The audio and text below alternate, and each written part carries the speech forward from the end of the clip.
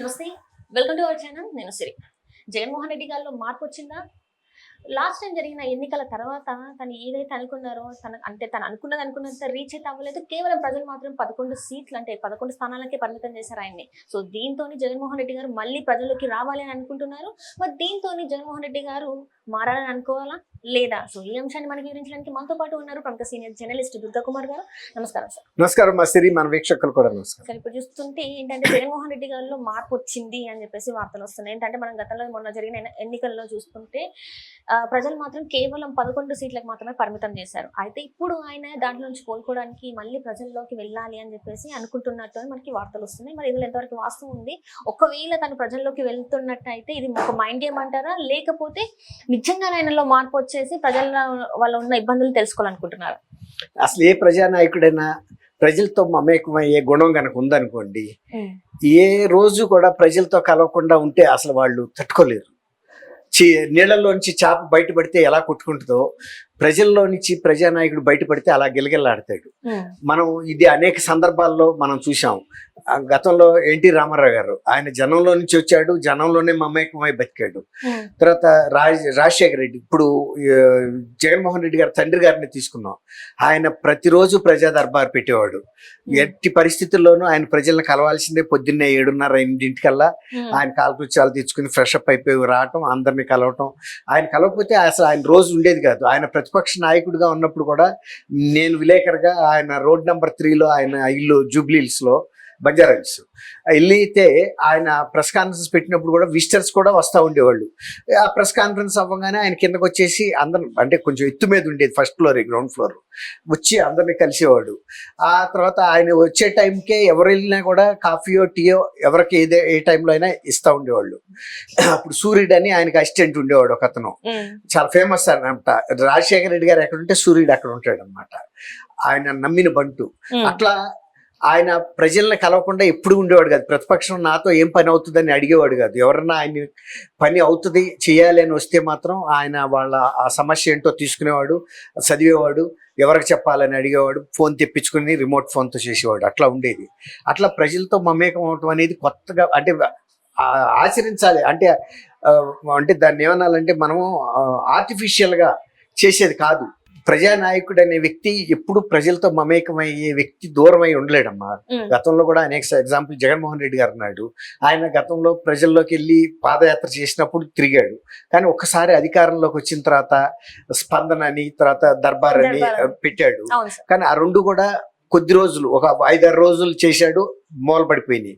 ఆ తర్వాత ఇప్పుడు ఆయన ప్రజలను కలవకపోతే కలవపోయాడు, ఎమ్మెల్యేస్ని కలవలేదు, ఎంపీస్ లాంటి వాళ్ళు కూడా కలవలేదు. కేవలం ఆయన చుట్టూ ఉండే ఒక 5-6 తప్ప ఎవరిని ఆయన ఆ లోపలికి వెళ్ళే అవకాశమే లేదు. అందుకే ఇప్పుడు మన కేతిరెడ్డి గారు కూడా వీడియోలు రిలీజ్ చేస్తూనే ఉన్నారు జగన్మోహన్ రెడ్డి గారి గురించి. నిన్ననేమో మీరు చేయబట్టి ఇప్పుడు అంటే ఇలాంటి పరిస్థితుల్లో ఉన్నాము, సో ఇప్పుడున్న ప్రభుత్వానికి ఏమో టైం ఇవ్వండి, వాళ్ళ పథకాలు చేయడానికి టైం ఇవ్వండి అని చెప్పేసి కేతిరెడ్డి గారు నిన్న ఒక వీడియో, మళ్ళీ ఈ రోజు కూడా ఇంకొక వీడియో ఏంటంటే అసలు సినిమా వాళ్ళకి మీకేం సంబంధం ఉంది, వాళ్ళ సినిమాలు ఎలా అయినా తీసుకుంటారు, మీరు టికెట్లు ఇది అని అదని చెప్పేసి మీరు అందులోకి వెళ్ళారు.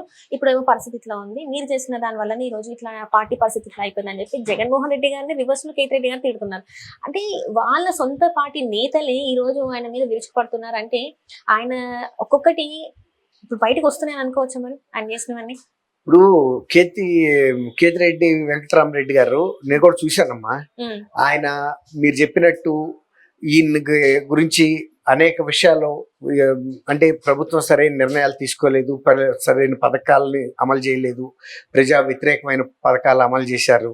తర్వాత సినిమాల గురించి ఆయన ఏదో ప్రజలకు మేలు చేయాలని తలబెడితే అది కీడైంది, ఇట్లా చెప్పుకొచ్చాడు. కానీ ఆయన కూడా ఉన్న విషయాలు కొన్ని అంటే పూర్తిగా చెప్పలేకపోయాడు. నేనేమంటా అంటే కేతిరెడ్డి గారు లాంటి వ్యక్తి అంత భయపడాల్సిన అవసరం లేదు. ఆయన అంత ప్రజాభిమానం, డైరెక్ట్ గా గుడ్ మార్నింగ్ అని ధర్మవరంలో ఆయన తిరిగినట్టు ఎవరో తిరగలేదు. ఆయన ఎందుకు ఓడిపోయాడు అనేది పక్క రాష్ట్రంలో ఉన్న నాయకుడు, బీఆర్ఎస్ నాయకుడు కేటీఆర్ గారు కూడా విస్మయం వ్యక్తం చేశాడు. అట్లాగే ఈయన ప్రజలకి దూరంగా ఉన్నాడు, తర్వాత ప్రజల్ని కలవకపోవటం ఇవన్నీ కూడా తప్పు అన్నట్టు ఆయన చెప్పాడు. కానీ ఇంకా కొన్ని విషయాల్లో ఆయన ఏంటంటే నర్మగర్భంగా ప్రజల అభిమానం, అంటే ఆయన భావన మంచిది అన్నట్టు చెబుతున్నాడు. ఆయన భావనే కనుక మంచిదైతే ప్రజలు 175 సీట్లు ఇచ్చేవాళ్ళు. గతంలో ఆయనకు పరిపాలించే అవకాశం దొరకలేదు. ఒక్కసారి దొరికింది 2019లో 151 సీట్లతో, తిరుగులేని మెజార్టీతో. కానీ ఆయన ప్రజల పట్ల ఎక్కడ ఏ సందర్భంలోనూ అభిమానం చూపించిన పరిస్థితి కనపడలేదు. ఆయన ఏది చేసినా ప్రజా వ్యతిరేకంగానే, ప్రజలకు బాధ పెట్టేదిగానే ఉంది. ఇప్పుడు సినిమా పరిశ్రమలో కూడా ఆయన ఎవరైనా వెళ్ళి అడిగారు ఆ సినిమా టికెట్లు మాకు తక్కువకి ఇప్పించమని?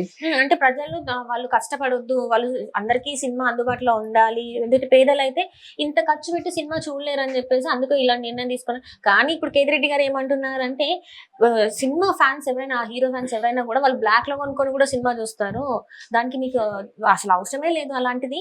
అంటే ఇండైరెక్ట్ గా ఏమన్నాడంటే ఆయన, మీరు అనవసర విషయాల్లో కెలికారు, కెలికినందుకు మీరు దానికి మూల్యం చెల్లించారని ఆయన చెప్పదలుచుకున్నాడు. కానీ ఇంకా ఆయన ఏమంటాడంటే అది మంచి ఉద్దేశంతో సినీ ప్రేక్షకులకి తక్కువ రేట్లో టికెట్లని. ఇప్పుడు ఆయనకి సిమెంట్ పరిశ్రమ ఉంది, మిగిలిన పెంచితే పెంచారు, నీకు ప్రజల పట్ల అయితే ఒక బాధ్యత ఉంది కదా, సానుభూతి ఉంది కదా, నీ సిమెంట్ తక్కువకి ఇవ్వచ్చు కదా. భారతీయ సిమెంట్ ని 100 రూపాయలకు కూడా ఇవ్వచ్చు, మరి ఎందుకు ఇవ్వట్లేదు? అట్లా ఇస్తే చిన్న పేద వర్గాల వాళ్ళు కూడా ఇల్లు కట్టుకుంటారు కదా. మరి ఆయన సొంత దగ్గరికి వచ్చేటప్పటికేమో ఎక్కువ రేట్లు పెట్టి అమ్ముకుంటూ, తర్వాత ఆయన విద్యుత్ కేంద్రాలు ఉన్నాయి, థర్మల్ విద్యుత్ కేంద్రాలు, తర్వాత విండ్ ఇంకా ఏవో ఉన్నాయి. అలాంటి వాటి నుంచి ఇంకా తక్కువకి ఆంధ్రప్రదేశ్ కి ఇచ్చి ఇంకా తక్కువకి ఇవ్వాల్సింది. మిగిలిన వాళ్ళకైతే విద్యుత్ కేంద్రాలు లేవు, నీకున్నాయి కాబట్టి ఆంధ్రప్రదేశ్ గవర్నమెంట్ కి తెచ్చి అక్కడ నుంచి డిస్ట్రిబ్యూట్ చేసి ఆఫ్ రేట్ కూడా ఇవ్వచ్చు నువ్వు. అట్లాంటివి ఇవ్వకుండా ఆయన ఈ ఇతరులకి సంబంధించి అయితే దెబ్బ కొట్టడానికి సరే బాగానే ఉంది. సినిమా పరిశ్రమ వాళ్ళని ఇంటికి వచ్చినప్పుడు మర్యాద చేస్తే నీకేమన్నా పెట్టుబడికి నష్టం వస్తుందా? కనీస మర్యాద అయితే ఇవ్వాలి కదా. వాళ్ళని ఎందుకు అవమానకరంగా చేసి పంపించాడు? ఆయన దృష్టి మంచిదే అయితే ఇంటికి వచ్చిన వాళ్ళని, ఆత్మీయుల్ని బాగా చూస్తారు కదా ఎవరైనా. ఇప్పుడు ఆయన కూడా కేసీఆర్ గారి ఇంటికి వచ్చాడు, ఆయన్ని ఎంత అడుగడుగునా ఎంత బ్రహ్మరథం పట్టారు. కేసీఆర్, కేటీఆర్, హరీష్ రావు గారు, కవిత, వాళ్ళ కుటుంబ సభ్యులు అందరూ, తర్వాత సీనియర్ మంత్రులు, జగన్మోహన్ రెడ్డి గారికి. అలాగే ఇప్పుడు సినిమా పరిశ్రమ, తెలుగు సినిమా పరిశ్రమ వాళ్ళు ఏమన్నా పాకిస్తానీలా? వచ్చిన వాళ్ళందరూ కూడా ఆత్మీయులే కదా. వాళ్ళని కింద అక్కడ గేటు దగ్గరే ఆపి ఎందుకు నడిపించి తీసుకెళ్ళావు? ఎందుకు అంత బాధ ఏం వచ్చింది? నీ పోర్చుకోలర్ రాక వస్తే నీకేమన్నా నీ ప్రతిష్టకు భంగం కలుగుతుందా? అట్లా అదే కాకుండా తర్వాత చిరంజీవి గారిని వంగి వంగి ఆయన అభ్యర్థిస్తే దాన్ని సీసీ కెమెరాల్లో తీసి ప్రసార మాధ్యమాలకి విడుదల చేయటం ఏమన్నా కరెక్ట్ పనే?